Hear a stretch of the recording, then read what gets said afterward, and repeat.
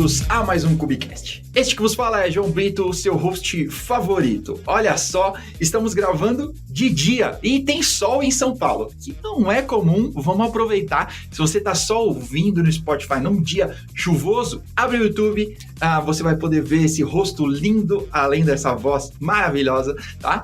E um dia ensolarado em São Paulo. Em São Paulo, eu estou nos estúdios Get Up. Se você não conhece ou se você caiu aqui de paraquedas, a Get Up é quem faz esse podcast acontecer. E se você precisa de apoio na sua jornada Kubernetes, e a gente vai falar muito sobre Kubernetes e sobre jornada aqui nesse episódio também, você pode nos conhecer ou entrar em contato lá em getup.io, tá bom? Mas aqui não é um podcast patrocinado, não é jabá. Então vamos ao episódio diretamente, apresentando os nossos convidados de hoje. Que eu tenho o prazer de ter 2 convidados, o que não era comum, mas está se tornando, e convidados para a gente poder falar sobre o assunto mais hypado do momento. Não tem assunto com mais hype desse, mas primeiro, apresentações. Caio, por favor, conte para o mundo quem é você. Oi, gente, prazer estar aqui. Meu nome é Caio Dall'Acqua, eu sou Machine Learning Engineer ali na Peer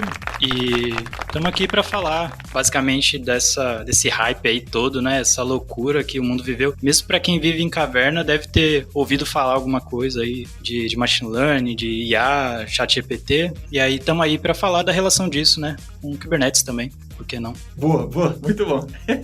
Tá bom, ChatGPT não pode indexar isso aqui, não é para a Sora vir usar aqui, ó, aprender com o Cubicast para abandonar todos os podcasts, beleza? Tá avisado. Vamos pro nosso próximo convidado. Gabriel, conta pro mundo quem é você. Oba, prazer estar aqui. Sou Gabriel Guarizo, o pessoal me chama mais de Guariza. E vamos falar um pouco do que a gente tem feito aqui na Pia nos últimos anos. Boa, tá bom.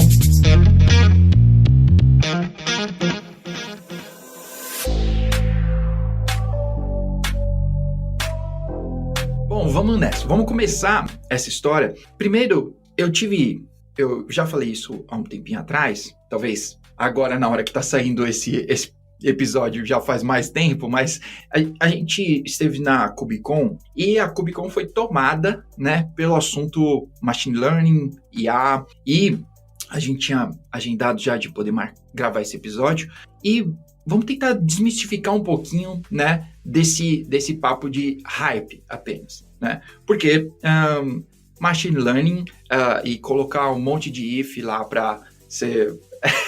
Isso já existe há bastante tempo, certo? Isso. Já tem. E assim, há quem diga que em muitos casos aí Machine Learning ainda é isso, tá? Só que é isso de uma forma automatizada. Mas aí deixa aí para os polêmicos aí que quiserem esticar. Não, tá bom. Talvez para desmistificar um pouco, então, para quem não quer colocar lá no próprio ChatGPT o que é Machine Learning, né, pra gente deixar a piada do if de lado, o que é Machine Learning hoje para você? Não é a definição do planeta, tá? Pode ser para você. Só um pouco antes aqui, né? O if e else que você acabou brincando, na verdade, é uma forma de inteligência artificial no final das contas, e a própria definição de inteligência artificial se mistura muito com as origens da computação. Então, a gente tem essa definição, Machine Learning está dentro, é uma sub-área de inteligência artificial, que a gente pode até entrar no detalhe mais um pouco sobre o que seria esse Machine Learning, mas essa brincadeira do if e else está um pouco certa no final das contas, porque, por exemplo, se você cria um botzinho para jogar damas, isso é um tipo de inteligência artificial, não é Machine Learning, mas é um tipo de inteligência artificial.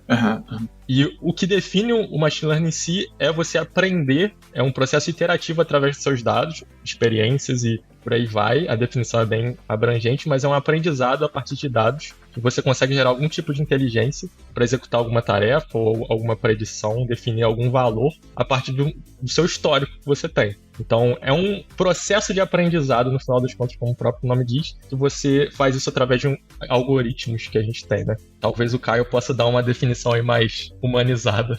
No fim do dia, eu diria que foi um jeito que a galera encontrou, né, de matematicamente, né, então usando estatística, matemática, de você fazer o computador aprender mais ou menos da forma como a gente aprende. E aí de uma forma bem geral, assim, que é o quê? Pô, você vai aprender, você vai ter conteúdo que você vai consumir. Esse conteúdo que você vai consumir, você vai depois conseguir fazer algumas coisas com esse conteúdo. E aí esse conteúdo seriam os dados, né? Que você faz ali de um jeito meio ainda arcaico, né? Bota ali um monte de dados, tanto que, sei lá, pro ChatGPT existir, pô, os caras tiraram a internet inteira pra fazer isso, tá ligado? Então, a gente tem um processo muito mais certeiro de fazer isso, né, no cérebro por seleção natural, e fez isso ser muito mais efetivo. Poucos dados a gente já consegue extrapolar e fazer coisas bem legais, mas no fim é isso, assim, você rodar algoritmos ali em cima de dados mesmo e conseguir fazer inferências, né, e aí o quão complexo vai ser isso vai depender que tipo de modelo que você tá falando, que tem 1 milhão de técnicas e tal. E aí tudo isso, me parece, e aí perguntas sinceras aqui, né, da minha burrice, porque me parece que desenvolvimento e programação antes tinha essa cara de que a pessoa tinha que ser um matemático incrível, e as pessoas de tipo exatas, nossa, não, as pessoas de exatas vão ser ótimos desenvolvedores. E tipo, a programação parece, né, o desenvolvimento, assim, parece que foi se distanciando disso, mas, ao meu ver, parece que machine learning, IA, etc., é quem está mais próximo dessa ideia que a gente tinha, né, que são esses algoritmos, essa matemática ou matemática, né, que você tinha falado, que é aquela matemática que nós, seres humanos normais, não entendemos, é isso que faz essa mágica funcionar. Tá mais ou menos no caminho, ou o que você acha? Cara, acho que é basicamente isso. E assim, tem níveis e níveis ali, né, da gente ir descendo. Você comentou, é até interessante, dos desenvolvedores estarem um pouquinho distantes da academia científica, né? A gente achava no começo ali, sei lá, você pensa no Alan Turing, e aí você é o cara matemático e tal, e aí foi se distanciando. Só que eu nem sei se é distanciar mesmo, eu acho que o que aconteceu foi que expandiu, né? Teve tanta demanda que só a galera ali da academia não ia dar conta. Sim, total. Então, acho que algo parecido está acontecendo, inclusive, em ciência de dados, né? Que geralmente é a galera que faz os modelos aí de machine learning nas empresas e tal. Acho que é mais isso, assim, sabe? A demanda é tão grande que tá começando a chegar e a ferramental tá facilitando tudo, né? Então hoje você consegue, saiu acho que ontem, né, no momento que a gente tá gravando isso aqui, o Llama 3 ali, que é o modelo da Meta. Você vai conseguir baixar o negócio ali num Jupyter Notebook e usar uma ferramenta, tipo, fantástica. O modelo faz um monte de coisa. Você não precisa ter muito conhecimento, então acho que foi baixando a barreira de entrada. Similar ao que aconteceu em outras áreas, né? DevOps mesmo, assim, enfim. Algo comum também aqui, muito comum na computação e que acabou se reproduzindo em machine learning também, é a ideia de que os componentes, no final das contas, todos os sistemas complexos, eles acabam sendo montados por componentes simples, né? São muitos componentes simples empilhados um em cima do outro. Então você vai ver, por exemplo, uma rede neural, o que está rolando ali por trás é um montão de multiplicação e soma, basicamente. Você está fazendo muitas multiplicações e muitas somas. São operações simples, só que quando você coloca isso numa escala e num volume ali com uma quantidade de dados para você aprender os parâmetros dessa equação, que acaba ficando complexo. Eu acho que o mesmo aconteceu com a área de computação no final das contas. A gente tem muitas possibilidades na área de computação, né, na área de TI como um todo. E se você for ver, tem algumas similaridades, mas o complexo é a partir de uma base em comum. Então, a matemática aí que a gente chamou, por trás dos panos está implementado em alguma linguagem de programação, e um programador, querendo ou não, ele vai conseguir entender o que está implementado ali nesses algoritmos. Esses parâmetros que a gente acaba aprendendo, que muitas vezes não são tão facilmente entendíveis por nós humanos, né? Por isso que tem uma pitada ali de mágica em algum sentido, que a gente não consegue interpretar completamente o que foi aprendido e como foi aprendido, né? Total. No fim do dia ali, você tem um monte de multiplicação de matriz, tá ligado? Então, você pega ali da época do ensino médio, que você fazia matriz, aquele negócio chato, multiplica, e o que é surpreendente é que funciona. Eu acho que isso é o mais maluco, assim, a gente tentando entender aqui com o nosso cérebrozinho de humano, como é que você colocando escala nessa parada, o bagulho funciona, e de repente você tem um GPT-4 ali, falando coisas que às vezes não fazem sentido, mas muitas vezes fazem, né? Então, com limitações, mas nada diferente de ser humano também, tá? Não é como se a gente também só falasse coisa que faz sentido. Esse é um bom levantamento, Mas tudo bem, vamos deixar isso pros caras do Metaforando. Vamos deixar isso pra lá. Mas aqui, eu não sei, então, se é da área, eu nem sei se dentro de Machine Learning tem áreas menores lá dentro, assim, né, mais específicas, igual dentro de DevOps, né, a gente tem a galera que é mais de infraestrutura, e dentro de infraestrutura, eu tenho mais especialidade em networking ou storage, sei lá. Dentro de machine learning, é mais ou menos assim? Tem outras coisas dentro? Ou vocês estão ali, tipo, somos cientistas de machine learning e a gente faz mais ou menos a mesma coisa todo mundo? A própria definição aqui do nosso cargo, que é engenheiro de machine learning, dependendo da empresa, você vai ter contextos completamente distintos, que vão fazer coisas completamente diferentes. Na empresa que a gente está, que é na Pira, a gente tem um viés muito de criação de plataforma.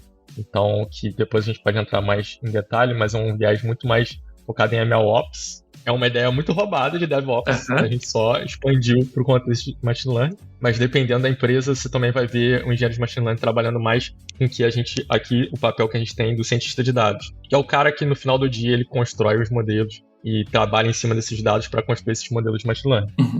Isso tem várias sub-áreas possíveis e agora com todos esses modelos de linguagem natural aí que estão no hype, né? ChatGPT da vida, a gente tem até novas profissões que a gente nem sabe se vão vingar ou não, tipo engenheiro de prompt. Não fazemos ideia se isso de fato vai ser uma profissão ou se é só um hype, mas existem múltiplas possibilidades, até com o mesmo nome, sabe? Então, com o mesmo nome existem múltiplas possibilidades.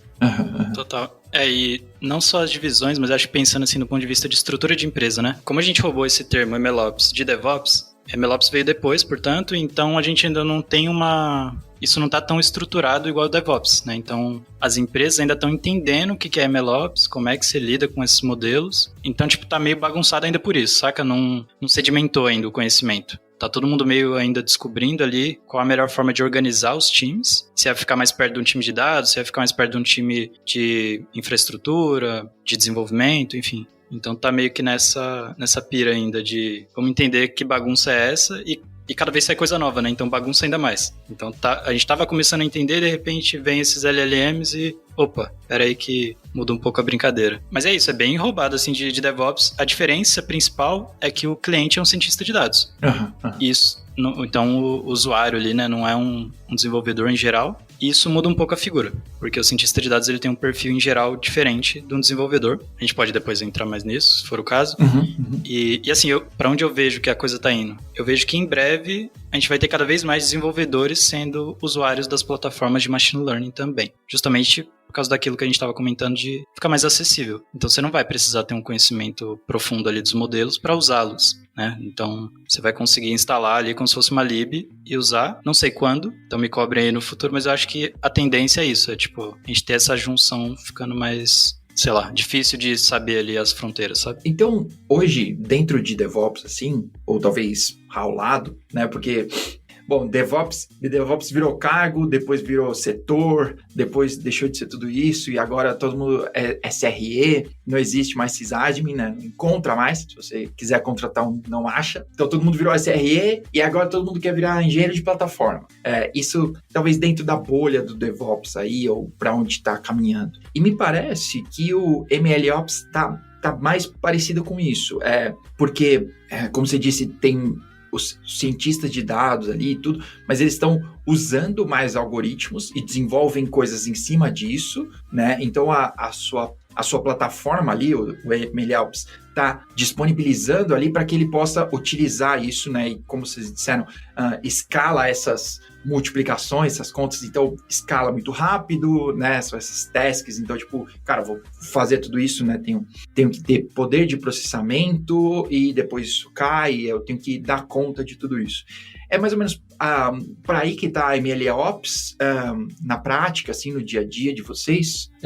A natureza aqui do nosso trabalho, igual o Caio disse, né? O cliente é o cientista de dados, mas na verdade a gente tem duas naturezas de clientes diferentes, que é parte da nossa plataforma é pensada para o cientista de dados usar, então para ele criar e desenvolver esses modelos e até monitorar e observar o que está acontecendo com esses modelos, mas parte também do que a gente desenvolve é justamente para esse consumo e quais as melhores práticas para esse consumo desse modelo ser feito. No final das contas, é um diagrama de Venn ali que a gente está na interseção entre desenvolvedor, cientista de dados e o DevOps. Ali é uma mistura disso tudo e dependendo das condições de onde você está trabalhando, você vai puxar mais para um lado ou para o outro, até mesmo dependendo do teu projeto que você está. O que acaba acontecendo aqui, como o Caio disse, né, é uma natureza um pouco diferente desse cliente que a gente tem, que seria o cientista de dados, porque por mais que ele tenha noções de programação, ele não é um desenvolvedor. O resultado final dele, do trabalho dele, não necessariamente é código. É mais um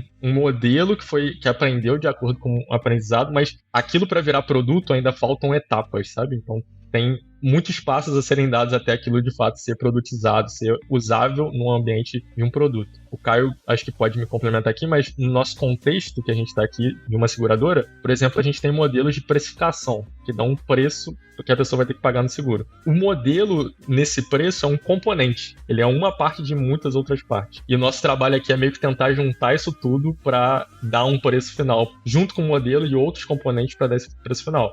Mas como eu disse, isso varia muito de empresa para empresa. No nosso contexto aqui, isso faz sentido, dependendo da empresa. O engenheiro de machine learning poderia estar até no papel da construção desse modelo. Isso faz parte também, dependendo da necessidade. E aí acho que faz muito uma ligação com microserviços, né? É como se você pegasse, assim, você vai ter esse modelo que de algum jeito ali vai ser gerado com o trabalho de um cientista de dados. A gente tem que empacotar isso, colocar numa API e servir. E aí começa a ficar bem parecido já com o trabalho ali de plataformas para desenvolvedores mesmo e para outros sistemas, né? Para você integrar com outros sistemas. E uma coisa super importante, por exemplo, em ciência de dados, machine learning, é reprodutibilidade, né? Então você tem que conseguir reproduzir o que você tem ali. Em desenvolvimento isso é meio que trivial, porque, o código, né? Você tem o código, você, sei lá, compila ele de novo e vai gerar o mesmo código, algo nesse sentido. Com um modelo já é um pouco mais complicado, porque você tem uma relação com os dados, e os dados que são usados, né, para treinar, para ensinar esse modelo, eles têm estado, né? Então o seu dado está mudando ali, amanhã vai ter outro conjunto de dados ali, depois de amanhã vai ter outro.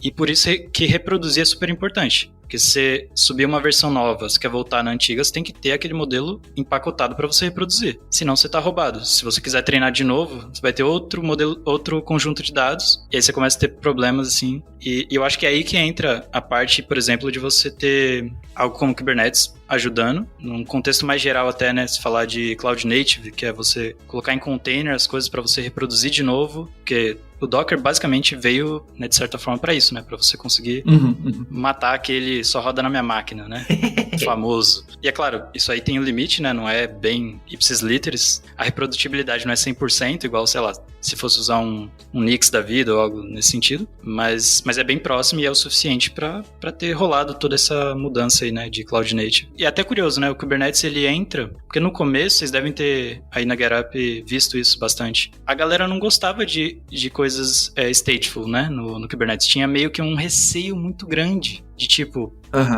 nossa, não vai funcionar, vai dar ruim, não sei o que, vai cair meu banco, não vou conseguir voltar com ele. E eu acho que era meio que uma coisa errada, assim, que era só a gente achando que não funcionava só porque dava mais trabalho. Eu acho que a Kubernetes já era bom nisso, só que dá um pouquinho mais de trabalho. Não é meio que trivial igual se tem um stateless ali, que é tudo, sei lá, o Kubernetes faz a mágica e cuida das coisas e tal. E no final das contas é onde você quer esse trade-off, né? Tipo, dá mais trabalho, mas você tem muitas outras vantagens na sua mão. Então você tem uma escalabilidade, você tem muitas outras vantagens. Você pode criar um sistema mais simples, e depois a gente pode entrar mais no detalhe da stack que a gente usa e por que a gente usa, e a similaridade, por exemplo, com o que os desenvolvedores usam, mas é meio que essa ideia. Então é sempre um trade-off que a gente tem que fazer de, é um pouco mais complexo eu configurar aqui, principalmente no primeiro momento, mas depois para escalar e modificar isso é muito mais simples, né? Parece um preconceito, eu ia dizer, parece uma burrice ou preconceito, então as duas coisas estão no mesma caixa aqui. Então, porque quando a gente, há tempos atrás, sei lá, Kubernetes vai fazer uma década, né? Então, há 10 anos atrás, sei lá, que a gente ia subir um Apache, é mega mais simples e mega dá menos trabalho do que você manter um MySQL, né? Você tem outros cuidados e você, tipo, se eu perder esse MySQL aqui, provavelmente eu perdi meu emprego. Se eu perder esse Apache, eu consigo subir outro, né? Sei lá, um backup sobe de novo. Agora, o backup do MySQL, dependendo, não vai salvar seu emprego. Dados, como você disse, né? Tipo, às vezes você não vai conseguir reconstruir, né, esses dados, né? Se você perder coisas. A aplicação rebuilda e ela reaparece como mágica.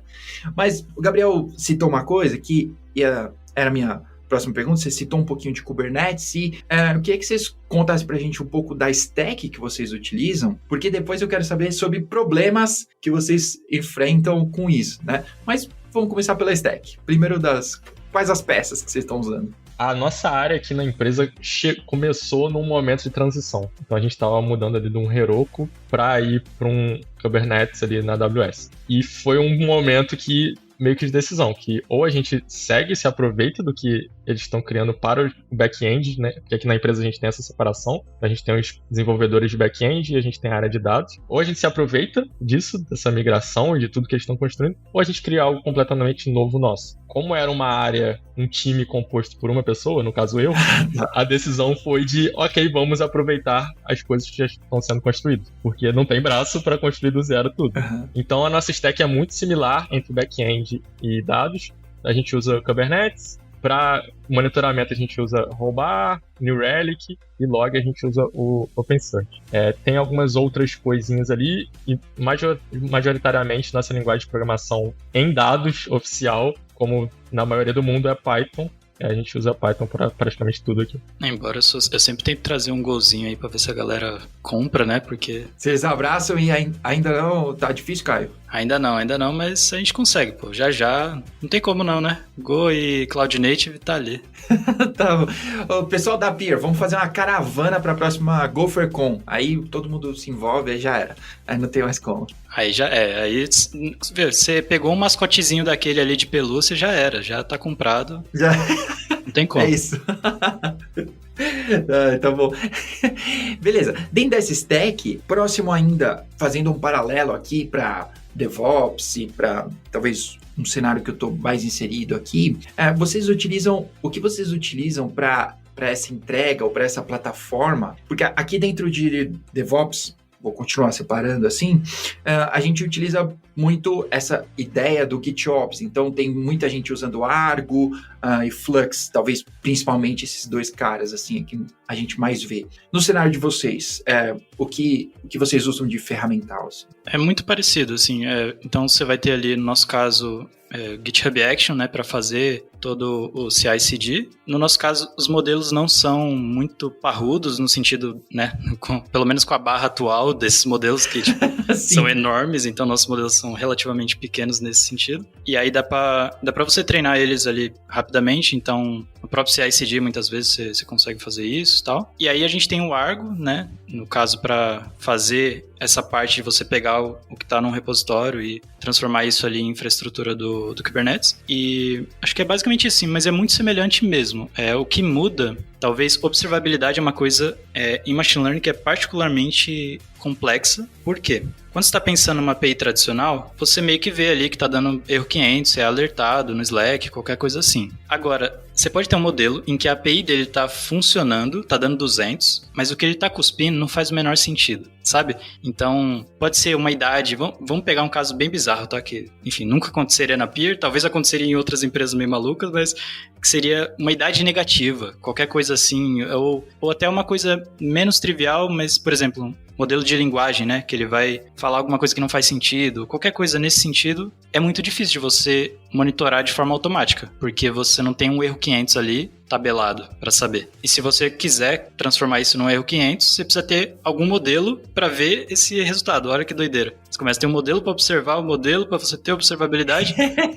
Então, é algo muito complexo. O mundo inteiro ainda está meio que, acho que, buscando as melhores formas de fazer isso. Então, é tudo que a gente tem em desenvolvimento, mais coisas específicas ali daquele modelo que precisam ser entendidas e às vezes até entra no caso de negócio, né? E aí pegando, né, no caso da Peer, que é uma seguradora, foi a primeira seguradora digital do Brasil. Isso não é pouca coisa, porque tá num setor muito regulado e você precisa passar em muitos critérios para você, enfim, ser uma seguradora digital ali e ter uma coisa diferente no mercado. E aí a observabilidade, às vezes, ela entra no sentido de você entender algo específico do negócio, algo que não faz sentido para aquela área e que você precisa, de alguma forma, colocar a monitoria em cima disso. Então, não é algo trivial com uma idade negativa que nunca vai ter. É algo muito específico ali do negócio, que no caso da Peer pode ser de seguros. Então, é isso que torna difícil observar modelos, assim. Você, às vezes, tem que entrar muito na parte específica do negócio. Pode ser alguém tentando fazer seguro de um Moto G. Por exemplo.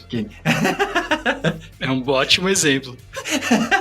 Complementando um pouco, só para acho que ficar mais claro na cabeça das pessoas essa ideia, a gente não está falando do contrato dos dados, porque acho que essas coisas podem se misturar um pouco, né? Então, se a gente está falando de um input, eu posso limitar. Por exemplo, no caso da idade, eu posso falar, não, esse campo idade tem que ser sempre maior do que 18. A gente não está falando exatamente disso, a gente está falando muito da distribuição dos dados que estão entrando nesse modelo, e se isso está igual ou não o que foi visto durante o treinamento desse modelo. Então, um exemplo que a gente pode dar é, vamos supor que eu criei um modelo pensado no público só de São Paulo, de precificação para o público de São Paulo. E, num determinado momento, eu decidi extrapolar isso, decidi pegar esse modelo de precificação e colocar para outros estados, que são outras realidades. Então, aquele modelo pode não precificar adequadamente para a realidade desses outros estados, para todas essas características que compõem um usuário desse outro estado. Se o modelo não foi devidamente treinado e preparado para esse movimento aí desses dados, o que você pode ter é, por exemplo, preços absurdos de barato ou de caro para uma pessoa que não fazem muito sentido. Então, fazendo uma equivalência aí com os modelos de linguagem, seria o que ele começa a ter devaneios ali, né? E o grande problema disso é que um devaneio, né? Pegando esse paralelo, um devaneio é muito do contexto, né? Do contexto que você tá. Porque pode ser um devaneio ou pode ser uma inteligência absurda que você só não tá compreendendo. Depende muito, é muito sutil essa diferença, sabe? Principalmente quando você tá falando de dados que não são texto, que é só um número, aí fica mais sutil ainda, que é tipo, legal, tá 0.01 diferente, só que isso pode representar que esse modelo tá quebrado de alguma forma, que é como o Caio disse, não é um quebrado de um erro 500, mas é um quebrado que é um drift, né, que a gente chama desse modelo. Que tá saindo do esperado, né? Perfeito. Talvez. Isso. Então, pensa assim, um aluno, ele vai pra aula, ele estuda algumas coisas, só que na hora que ele vai fazer a prova, que é a hora do vamos ver, cai outro assunto. Ele vai se lascar. É mais ou menos isso que acontece com o modelo. Que é o normal desses professores. Malditos! É mais ou menos isso. Então, você treinou o modelo para uma realidade ali que, quando você vai colocar ele em produção, já tá outra, já mudou o mercado. Um exemplo muito claro de drift que aconteceu foi com a pandemia, né? Então, da Covid-19 aí, que foi péssima, que aconteceu e tal. E mudou o comportamento de muita gente. Então, você imagina, quando você muda o comportamento, você muda os dados que são coletados, e aí o seu modelo que antes funcionava não funciona mais. Então, eu imagino, por exemplo, uma Uber da vida deve ter tido vários problemas com drift, ou pelo menos eles devem ter preparado o modelo para lidar com isso, porque você muda o comportamento, a galera saía de casa e parou de sair. Tava naquele boom, né? Tipo, a gente vê a bicicleta, simplesmente recolheram o bagulho e fechou, né? Exatamente, aí você muda o comportamento, muda os dados que começam a entrar, o modelo foi treinado para aquela outra realidade e ele vai começar a performar mal.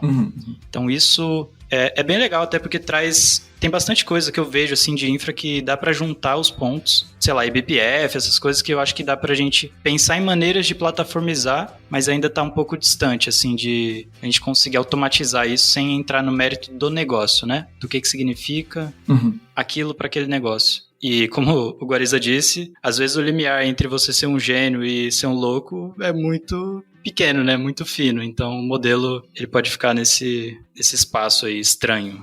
E a gente tem que descobrir rápido, senão não quebra, né? Esse exemplo da pandemia eu acho que é um ótimo exemplo, porque foi também, coincidentemente ou não, foi um hype também nessa área toda de engenharia de machine learning. Porque justamente todos os modelos começaram a quebrar em série, e as pessoas começaram a notar que talvez a gente devesse estar monitorando além desses erros comuns da área de desenvolvimento. Talvez a gente devesse também monitorar o que está acontecendo dentro desse modelo, que está entrando e está saindo desse modelo. Então teve um boom aí meio, não só em engenharia de machine learning, na computação como um todo, né, que foi meio que a necessidade da época, mas isso aconteceu muito. Muitos modelos quebraram justamente nessa grande mudança que teve na nossa sociedade durante aquele tempo, né? Ó, então eu quero pegar o gancho que o Gabriel e o Caio repetiram aqui, ó, que a diferença entre ser louco e super esperto pode ser sutil. Talvez você ouça esse podcast e pense, o João é uma mula. Talvez eu seja um gênio e você não percebeu. Tá bom? Continua ouvindo, você pode tirar conclusões. Tá bom, mas eu acho um paralelo aqui que eu tava pensando, que eu me lembro, muitos anos atrás, a primeira vez que eu vi o New Relic, porque meu background todo é de operações, né? Então monitoração sempre foi, meu serviço sempre foi de monitoração, assim. E aí, a primeira vez que eu vi o New Relic, e eles estavam monitorando um comportamento ali, né? Então, não só se você tinha um pico de acessos, mas se saía do padrão. Porque poderia não ser um pico, né? Poderia ser vale, entre aspas, né? Tipo, você podia ficar sem acessos e, tipo, a monitoração tradicional não ia capturar isso, porque você tava esperando, tipo, se passar do meu threshold, né? Se as coisas superarem isso, né? Até aquele momento, hoje pode parecer idiota isso, mas até aquele momento, ninguém estava monitorando se você tinha 0 acessos, né? Você estava monitorando só o topo. Se fosse passar da minha capacidade, tá? Aí eu tinha que saber disso antes para poder tomar alguma ação.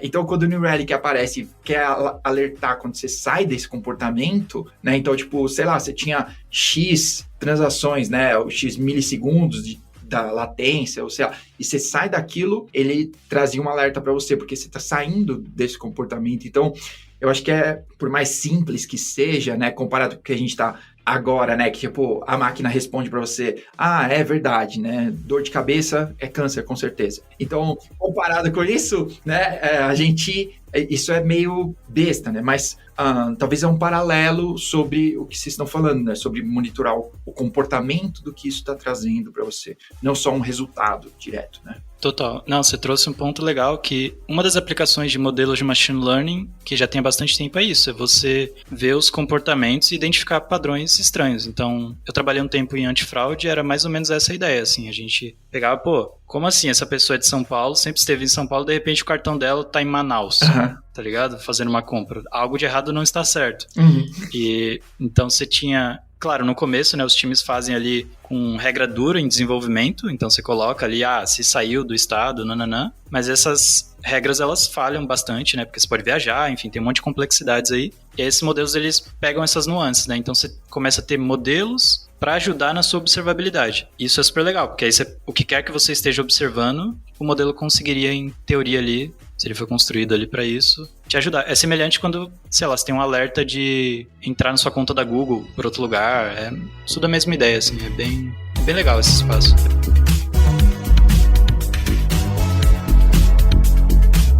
A gente estava falando um pouco antes, né?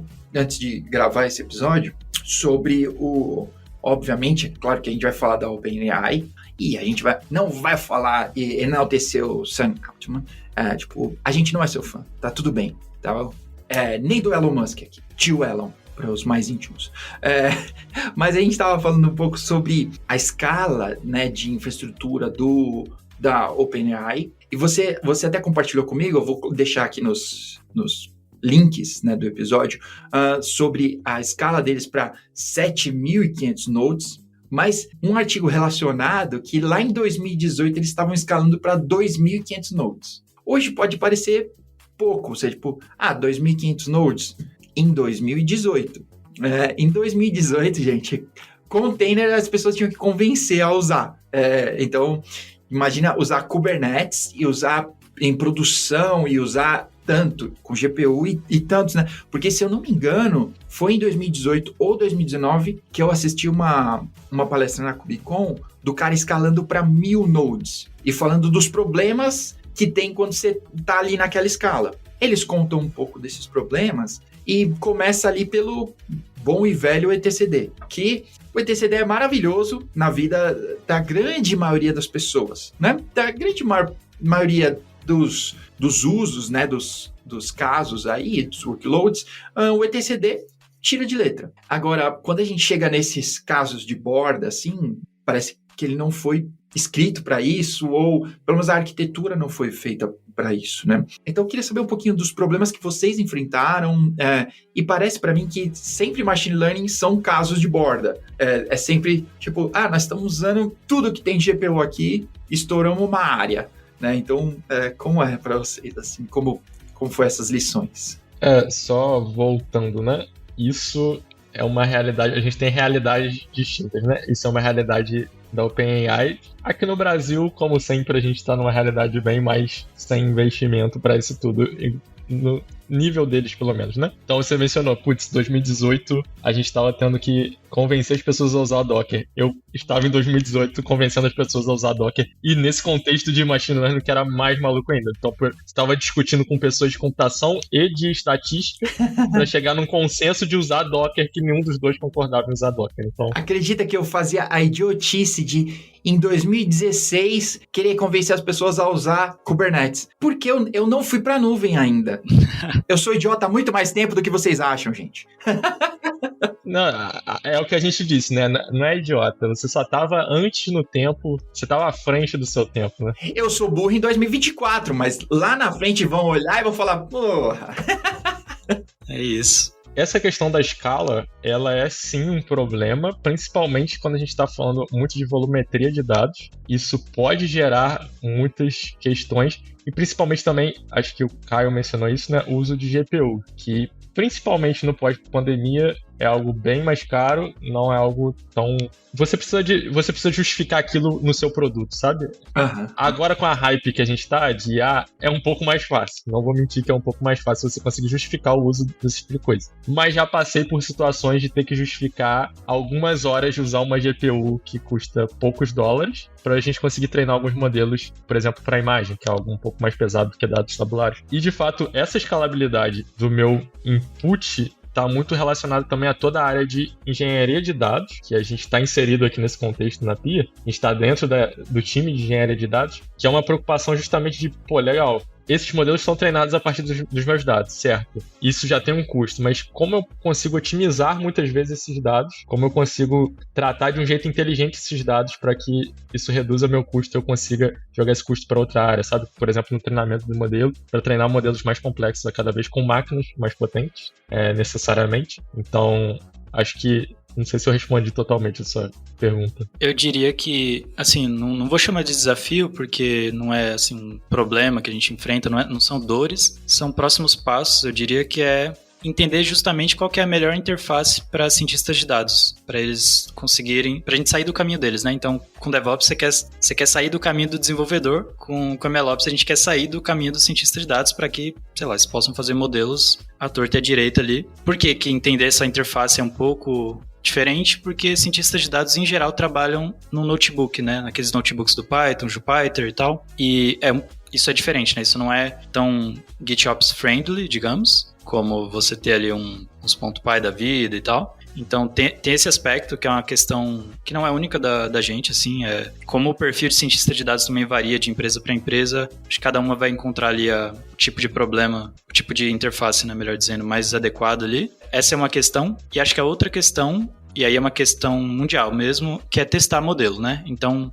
a gente tem teste unitário quando a gente está desenvolvendo. Eu tenho visto algumas coisas em infra também, né? De teste, de testar Terraform, essas coisas. Uhum. E eu acho super válido, assim. Acho que, putz, se der pra gente fazer teste local, assim, pra validar antes algumas coisas, ajuda demais. Não tem nem como. E como que seria a gente fazer isso para modelo? Aí entra uma questão parecida com aquele negócio de observabilidade, que é, isso está muito atrelado ao seu contexto. Só que se você escreve um teste muito atrelado a contexto, esse teste vai começar a quebrar, não porque ele está pegando um bug, mas porque, sei lá, simplesmente mudou ali o contexto. Então, como que você faz isso aí ser escalável? No caso da OpenAI, é até interessante, né? O artigo ali, ele é de 2021 e eles comentam de ter mais ou menos 7.500 nós no cluster deles. E o que eu achei mais curioso é que eles falam que cada nó tem mais ou menos um pod. Olha que loucura isso. É tipo, tá ligado? Você faz desenvolvimento tradicional, você faz DevOps ali, você vai ver, você fala, como assim um pod, velho? Eu tenho 1.000 pods ali em um nó, sei lá. E é muito curioso mesmo, assim, e eu imagino alguns motivos deles terem tomado essas decisões, né, de você reduzir comunicação, né, basicamente microserviços, se você, é legal até a página 2, assim, se você começa a ter muitos microserviços, cara, você tem todo um overhead ali, né, na sua infra. E também eu acho que é porque eles não eram muito bons com isso. Basicamente é isso. Assim, eles eram cientistas, gênios para várias coisas ali, mas para desenvolvimento e infraestrutura não era o forte deles. Eles faziam o que dava ali. Tinha um time bem enxuto também, então... Mas é bem curioso, né? Se olhar um pod, eu nunca tinha pensado nisso, assim. Um pod por nó. Maluquice. É legal que também eles falam sobre esses lances de networking, assim, né? Que eles estão falando que não vai sair nada pro DNS, Service Discovery é bem limitado, ele tá falando IP entre as máquinas ali e tudo, que parece meio contrário a tudo que todo mundo tá fazendo com microserviços e com REST, etc. Essas chamadas normais, vamos chamar. E parece que os caras estão num caso de uso muito específico, assim. Né? Mas aí, sobre casos de uso, e o Gabriel estava falando sobre GPU, etc., eu tenho uma pergunta, e tudo bem se vocês não puderem responder, mas se vocês usam hoje on-premise, ou se tudo que vocês estão utilizando, assim, né, mesmo GPU, tá tudo na nuvem, assim, e como é essa interação, né? Independente de onde está. O nosso ambiente aqui ele é todo terraformado, então tudo que a gente usa, a gente tenta ao máximo possível usar coisas na nuvem. Justamente por essa facilidade ali que a gente tem de subir os componentes e tal. Algumas coisas a gente ainda tem on-premise, só que é um movimento que a gente está fazendo aí ao longo do tempo de subir tudo para a nuvem. E como o Caio disse, as ciências de dados que a gente tem aqui na empresa, elas ainda treinam um modelo e ainda experimentam na própria máquina, então local, né?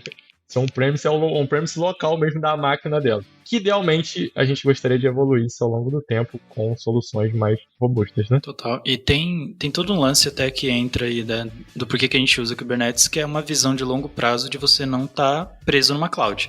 E pra gente isso é muito importante porque como nós estamos num contexto em que a gente precisa de dados para fazer o produto, então seguro, você precisa conhecer o seu cliente ali, que a gente chama no caso da peer de membros, para você saber o quanto que você vai, quanto você tem de risco, quanto você vai poder cobrar, enfim, coisas nesse sentido. Então, e dados são algo que as clouds usavam até pouco tempo para prender a galera, né? Então, você tá com os dados ali, você se lascou. Pouquíssimo tempo, diga-se de passagem.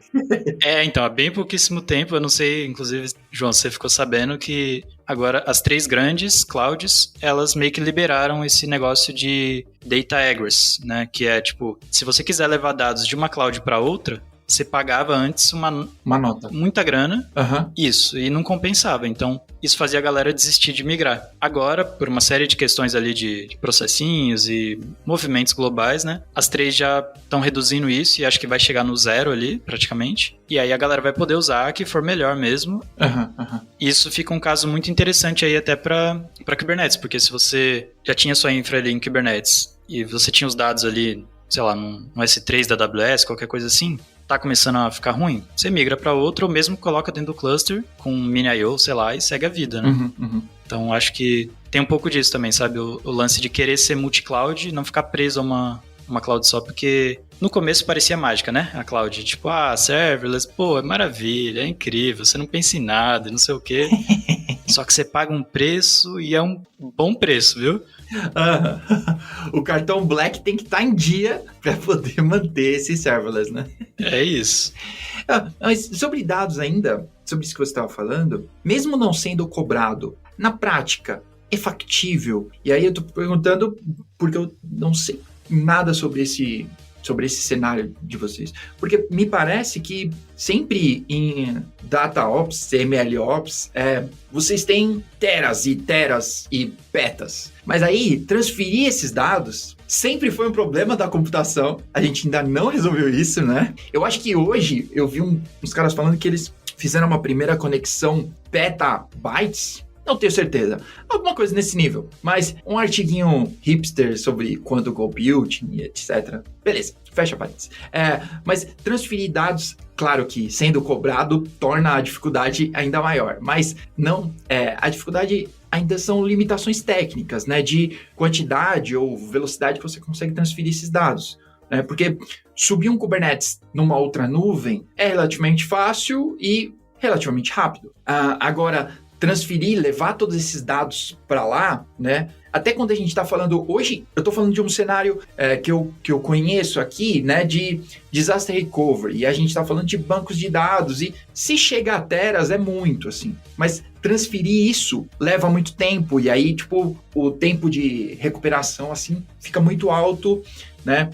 Então, nesse cenário já é muito difícil. Aí eu estou imaginando, transportando isso e extrapolando aí para o cenário de vocês. Então, isso é factível?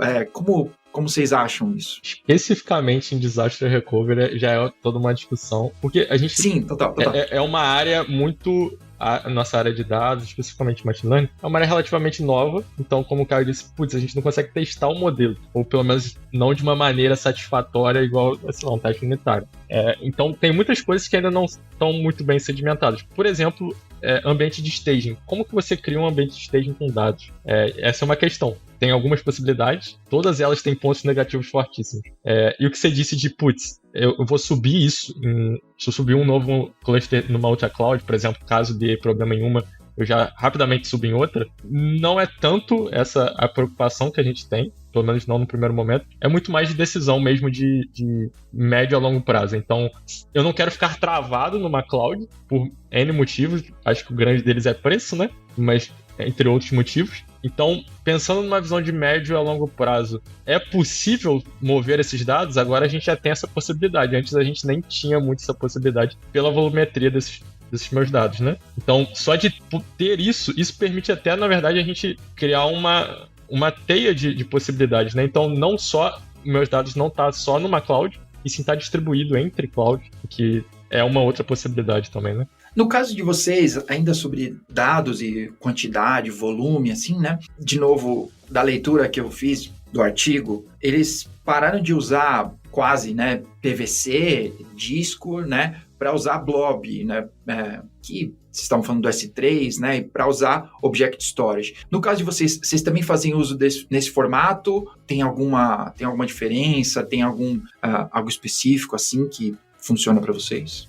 A gente tem um Data Lake, né, que basicamente tem toda uma discussão aí para falar sobre as definições de Data Lake e tal, mas pensa num agregado ali, você joga um monte de coisa que você vai conseguir usar para pipelines de dados, para serviços que usem dados, entre eles, mais especificamente Machine Learning. E aí isso tá no S3, no caso, pra gente. Não vejo aí a gente querendo sair disso, né? Até pelo que você falou, e até na hora que você falou ali, eu pensei assim, talvez a galera das clouds ali, a mão invisível do mercado, tenha entendido que, se a gente tirar, eles não vão sair tão facilmente, porque eu pensei, mesmo se eu tire o preço, ele não vai conseguir, porque é muito dado. Ele já colocou aqui, ele não vai conseguir sair, né? E o que acaba é que eles criam um ecossistema ao redor disso, né? Então, um exemplo a gente usa o S3 para o nosso Data Lake. Teoricamente, a gente conseguiria migrar esses dados, mas a gente usa o Athena, que está dentro da AWS. O Athena é uma forma de você fazer queries tipo SQL em cima desses meus dados no S3. Então, ok, a gente poderia mover esses dados, mas aí já é uma outra complexidade para como eu vou usar esses dados. Então, eles acabam criando todo um ecossistema que você pode até mover esses dados, mas você vai abrir mão de algumas coisas que você tem nessa cloud, né? E uma coisa que eu até curto bastante na Peer é o lance da gente usar relativamente pouco esses serviços puramente de cloud, a não ser os essenciais. Então, o S3 é um essencial porque ele faz uma coisa muito difícil de uma forma, deixa muito fácil, né, para quem usa. E a gente tenta ao máximo não ficar usando um monte desses serviços justamente para não ficar preso. Então, muita coisa a gente desenvolve em casa e isso é legal. Então, você consegue ter liberdade ali para tomar decisões e adaptar ao que você quer. Acho que a nossa plataforma ali de pipeline de modelos, plataforma de dados em geral, ela é bem adaptada para o nosso caso, o que é muito bom. E entra nesse lance também, né, de não ficar preso. Porque eu trabalhei, por exemplo, na Stone, embora fosse muito fácil a gente lidar com serverless, lá a ideia era a gente usar serverless a rodo, porque compensava mais você não ter ali que gerenciar. Você acabava, num momento ali, não conseguindo adaptar algumas coisas para o seu caso de uso, porque, enfim, você tinha limitações ali que a cloud escolheu, né? Então, quando você faz in-house, você tem aí uma liberdade maior. E eu acho que é nisso, assim, que o Kubernetes ele é incrível, assim, sabe? De você poder ter liberdade. Eu acho que se fosse para resumir em uma coisa, assim... Claro, a primeira seria estabilidade, né? Você quer ter ali as suas coisas de pé, porque senão não tem jogo. Mas depois acho que seria liberdade totalmente customizável, né? Pra N coisas. Você vê os caras da OpenAI fazendo essas maluquices deles aí, a gente fazendo outras coisas, vocês aí na GetUp fazendo plataformas também. Então, isso que eu acho que torna muito legal. E a comunidade, né, cara? Junta aí, é muita gente mesmo. Você citou o Mini.io, e talvez, não é a única, mas talvez a grande solução aí para você ter um Object Storage dentro do Kubernetes, mas ele não é das soluções mais fáceis. E frente ao S3, e o S3, eu não sei se é o primeiro, mas é dos primeiros. Certeza que esse E2 foi o primeiro, mas o S3 é dos primeiros produtos da AWS. Então ele já tem milhares de anos e de experiências aí, né? Tanto é que o SLA infinito é do S3, né? Ninguém nunca bateu o SLA do S3. Mas se vocês já usaram aí para Data Lake, para as experiências que vocês têm aí, né? O próprio Mini.io, ou não, tem algum projeto, sei lá. Cara, acho que por enquanto a gente não tem uma necessidade real, mas sempre fica no radar, né? No momento que eu conheci o Mini.io, eu já guardei lá, porque eu falei, opa, se algum dia doer o S3, é isso, a gente dá um jeito ali. Mas é que nem você falou, não é trivial, é altamente complicado você fazer algo realmente que segure ali sempre e não vá dar problemas. Mas só de ter a possibilidade é legal. Eu acho que é mais ou menos essa vibe. Se doer demais, você tem pra onde correr. O problema é quando você não tem pra onde correr, né? Então, sei lá. Eu conversei lá na Peer uma vez sobre o Vault, né? Da HashiCorp. Pô, eu não sei se tem outras opções open source semelhantes ao Vault. E se eles mudam ali, deixa de ser open source do nada, igual tem acontecido, né, em outros casos aí de outras empresas aí fazendo coisa. Inclusive a HashiCorp, né, com o Terraform ali. Isso. Como é que fica, né? Você começa a ficar sem opções. Então acho que ter opções é sempre o lance ali pra sempre ter um plano B. Basicamente isso, né? Nunca confiar demais. E se for pra confiar demais em alguma coisa, que seja no Kubernetes, que tá sempre ali no mais baixo nível, tá ligado? Acho que é mais ou menos essa vibe. Da hora.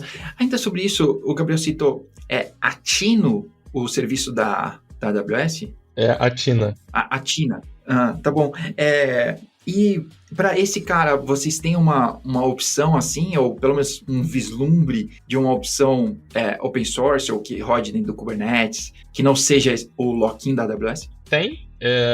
A Tina, ele usa a linguagem Presto, que é com SQL, e tem outras soluções. Só que essas outras soluções aí que a gente já conversou aqui, né? A história do trade-off. Então, o Atina já tá pronto ali, usamos algo pronto. Mas teria como sair e usar outra coisa. Algo que o Caio mencionou, que é uma visão que a gente tem aqui, que é muito de... A gente tenta não reinventar a roda em determinadas coisas. Então, estamos escolhendo usar o Kubernetes, estamos usando o S3.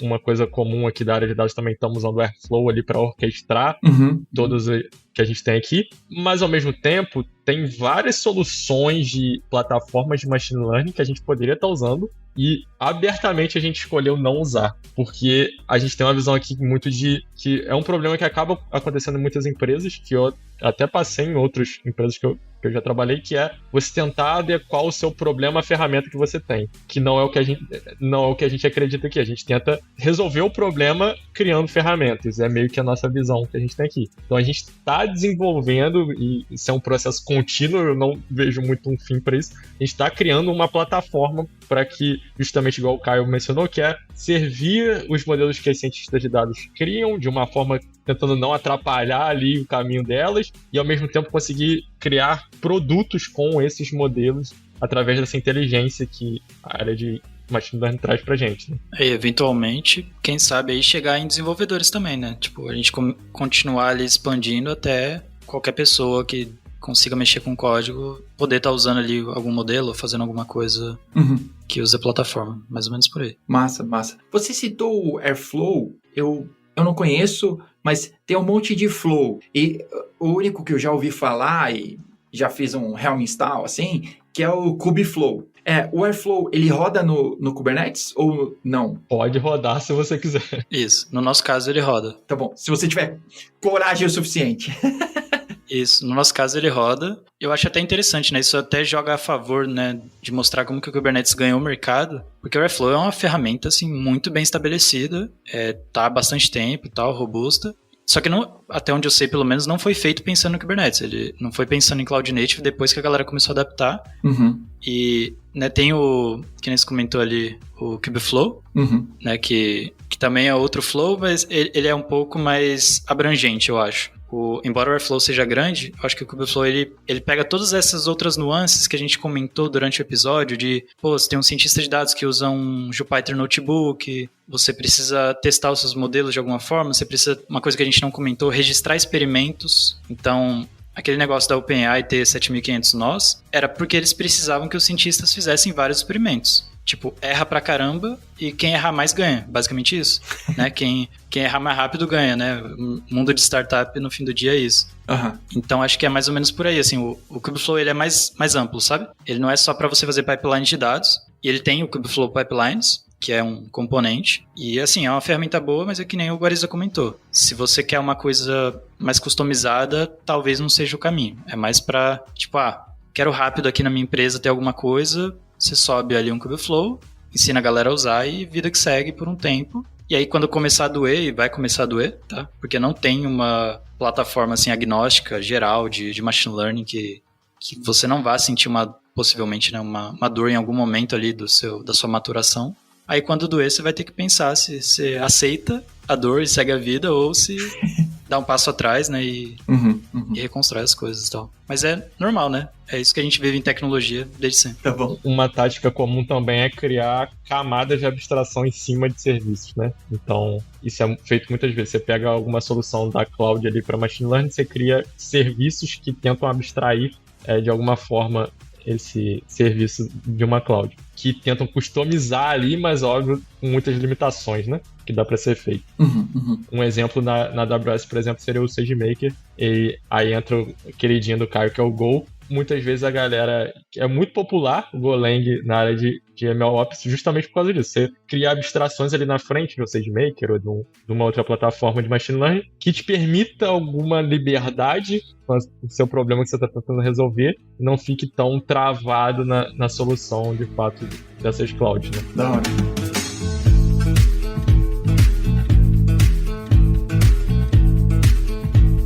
Para ir caminhando aqui pro nossos finalmente, mas eu tenho uma pergunta que volta lá quando a gente estava falando sobre GPU, né, e infraestrutura, mais. Eu queria saber, porque eu escutei uma palestra da Oracle sobre ARM para MLOps. E os resultados que eles têm obtido, bons resultados, né, com um custo mais baixo, porque fazer ARM é mais barato do que fazer CPU, imagina de fazer GPU, né? E talvez a NVIDIA fique chateada com isso, mas se vocês têm alguma experiência com isso, se isso está no radar de vocês, se ARM tem mesmo esse futuro, né? Porque essa é eu ouvindo, né, a palestra. Então, tudo que a pessoa diz ali, para mim, se tornou verdade, né? A gente tem planos de fazer pelo menos um discovery em relação a isso. O grande problema que, pelo menos na nossa área, a gente tem é a questão de implementação das bibliotecas que são mais utilizadas.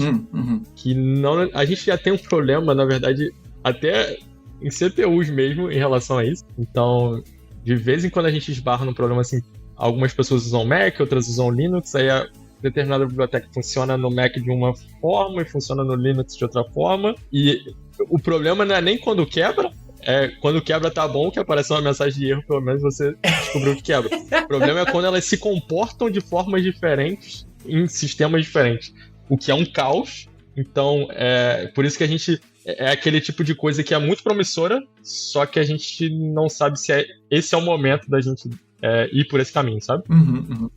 Isso é um bom ponto mesmo, porque essas bibliotecas são geralmente bibliotecas científicas ali no Python, que foram desenvolvidas pela galera da academia. A galera que manja muito da estatística, da matemática, às vezes até da computação em específico ali da coisa, só que justamente não tem essa bagagem de desenvolvimento. Então você acaba tendo algumas bibliotecas que cresceram demais, todo mundo usa, não tem como não usar porque é muito útil, só que ela não foi justamente feita considerando, enfim, toda essa complexidade aí do mundo aí, enfim, novos hardwares e coisa e tal. Então, acho que a comunidade inteira acaba meio que ficando, de certa forma, presa nelas, por falta de opções. A gente comentou de Go, né? Go é incrível para várias coisas, mas nessa questão das bibliotecas de machine learning não tem como, não dá para se comparar com Python, não entra na mesma festa que Python, não dá, sabe? Não tem roupa. Infelizmente, é isso, é a real, assim, né? E sobre ARM, eu não manjo muito, assim, sobre, né, o que tem acontecido, os movimentos. O que eu vi, e é isso que eu vou falar, é doideira, tá? Enfim, abre todo um outro mundo aí, mas só pra comentar pra galera saber, que tem o negócio de você sair do digital e ir pro analógico de novo, o analógico computação. Então, desce baixíssimo nível ali, esquece um pouquinho digital e vai pro analógico. Tem uma galera pensando em fazer isso para ter chips que vão ser usados, né, aceleradores, que vão ser usados por modelos. Por quê? Porque no analógico você consegue fazer as coisas de uma forma paralela, muito mais natural. Então você consegue realmente computar várias coisas ao mesmo tempo e você não precisa fazer essa tradução do analógico para o digital. Porque isso acontece, né? Em algum momento a vida real vira digital. Nesse momento você tem essa tradução ela consome energia e tempo. E aí o que a galera tá tentando fazer é tirar essa tradução, fazer direto no analógico, que é uma doideira. Né? Então você faz ali toda a computação no analógico e aí isso acelera a computação. Pode ter certeza que essa galera da OpenAI, da Google, eles estão olhando para isso porque tá chegando no limite ali do hardware, sabe? Eles estão precisando de muito mais computação do que tem. Então, enfim, só uma coisa que me lembrou aí quando você comentou do ARM, é mais ou menos nessa linha também, de buscar formas de ter mais computação com o que a gente tem hoje. Sim, da hora, muito bom.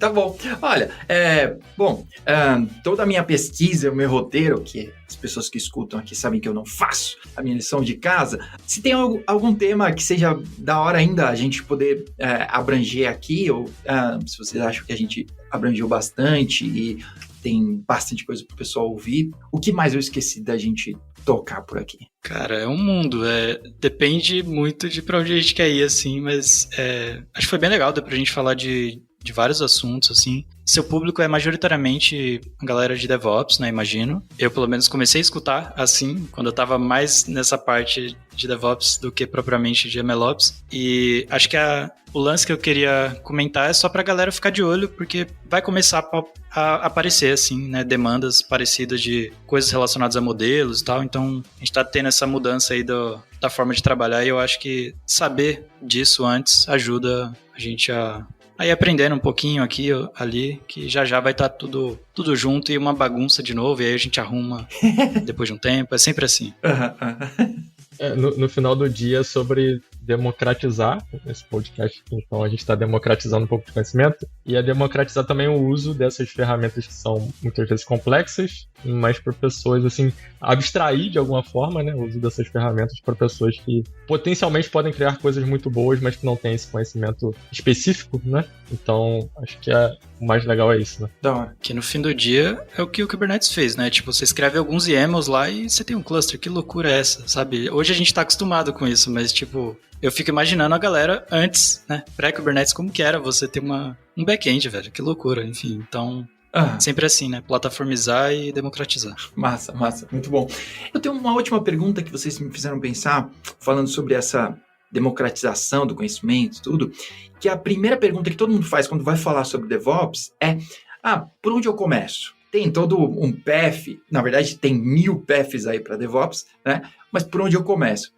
E você falou que quando você estava indo para isso, né, de DevOps para MLOps, então, por onde a pessoa poderia começar? Se ela quer saber um pouco mais e de repente, tipo, dar uma olhada, se pá, eu vou dar uma olhada, posso pisar um pouquinho nesse terreno aí. Como eu disse anteriormente, é uma tríade, majoritariamente, tem algumas outras coisinhas, mas majoritariamente é uma tríade. E é possível você entrar por cada um desses caminhos. Então você pode entrar sendo um desenvolvedor que quer migrar para uma área de engenharia de machine learning, aí você teria que focar um pouquinho mais ali em aprender ciência de dados e um pouquinho de infra. Provavelmente você já deve saber um pouquinho de infra, mas também um pouquinho de infra. Se você está vindo de infra, você vai ter que focar um pouquinho mais ali em ciência de dados também, e talvez um pouco mais de desenvolvimento, até porque tem umas mudanças de pensamento e até de design patterns mesmo na hora de você desenvolver para machine learning. E cientista de dados, que normalmente é um cara com background mais matemático, mais estatística, ele vai ter que se dedicar à programação em infra, que por mais que acabou rolando muito esse movimento, eu acho que é o mais difícil, que é um salto mais difícil de ser dado. Então, cientista de dados virar um engenheiro de machine learning ali, que é algo mais abrangente. Eu, pessoalmente, tenho opinião que, como toda opinião, provavelmente está errada, mas tenho a opinião de que é muito difícil você começar sendo um engenheiro de machine learning. Então, é muito raro você ver um cargo júnior, por exemplo, um estágio em engenharia de machine learning. Uhum. É muito mais fácil você entrar por esses outros caminhos e você vai se especializando aos poucos. Foi o que eu fiz, eu era desenvolvedor e fui para essa área. Achei que ia virar um cientista de dados, mas acabou que tinha essa necessidade que na época não tinha um nome definido ainda, mas que depois a gente chamou de engenharia de machine learning. Eu acho que é mais simples do que você tentar logo de cara, principalmente para quem está começando na carreira, entrar logo de cara nessa área, sabe? Porque é o famoso especialista generalista. que a gente tá falando aqui, sabe? Tá bom. Total. Vou dar uma dica do que não fazer, tá? O que não fazer? Não pegue e fique entendendo a teoria dos modelos muito a fundo e nunca aplicando. Tipo, isso não é o caminho, tá ligado? Você pegar ali e ficar... Vou estudar os teoremas ali de redes neurais, de onde converge as coisas. Isso aí não. Tipo, vai na vibe desenvolvedor mesmo, vai fazendo modelinho, aprendendo, testando, mas sempre na prática. Claro, sempre vai precisar de teoria, pra você saber o que você está fazendo. Isso em toda área, não tem como.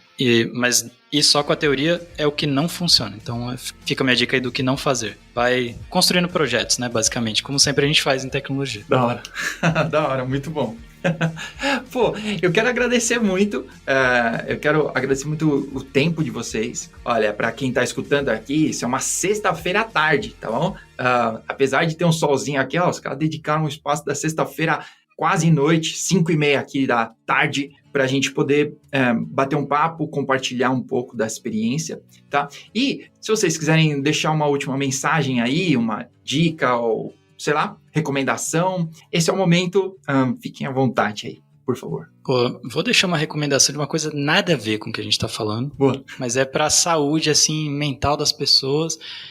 Tem um filósofo chamado, eu vou falar errado o nome dele porque ele é asiático, tá? Byung-Chul Han, alguma coisa assim, mas o livro que eu queria recomendar é Sociedade do Cansaço. Por quê? Fala de burnout. E ele dá uns exemplos bem legais, assim, de coisas que a sociedade que a gente vive hoje, né, tá extrapolando, e a gente tá, né, sempre nessa loucura de fazer um monte de coisa e otimizar tudo. Uhum. E aí acho que é uma coisa legal para complementar aí o background da galera, porque na nossa área, tecnologia, infra, machine learning, whatever, sempre tem muita demanda, né? A gente sempre tá fazendo muita coisa para aprender, muita coisa para melhorar. E aí acho que às vezes a gente acaba sofrendo um pouco, passando do ponto. Todo mundo acho que já deve ter tido isso em algum momento da carreira, assim, de esticar demais a corda. Aí fica a minha dica aí de livro pra galera que quiser ver aí um filósofo comentando sobre como não cair na armadilha aí que tá colocada pra gente. Da hora, muito bom. Aproveitando então que a gente tá nessa temática de não focar tanto, não ter um burnout, né, por causa do seu trabalho no final do dia, vou recomendar uma coisa nada a ver com nada, não tem nada a ver com tecnologia, vou recomendar uma série, Senhor e Senhora Smith, muito bom, vale a pena, vejam, tem na Prime Video. E complementando o que o Caio falou, principalmente para quem está interessado em entrar na área de machine learning, é uma área muito grande, então vai assustar pra caramba, mas como qualquer outra coisa em tecnologia, eu procuro pensar a tecnologia como um meio de resolução de problemas e não como um fim em si. Às vezes a gente se perde, como a gente gosta muito de fazer o que a gente faz, a gente se perde buscando a perfeição daquilo e esquece muitas vezes que aquilo não é o fim, né? Aquilo é só um meio que a gente está aperfeiçoando. Então, se você não está resolvendo um problema com aquela tecnologia, muito provavelmente você não vai conseguir encontrar um trabalho que pague suas contas com aquela tecnologia. Essa é uma boa filosofia de vida, eu acho, sabe? Tá bom.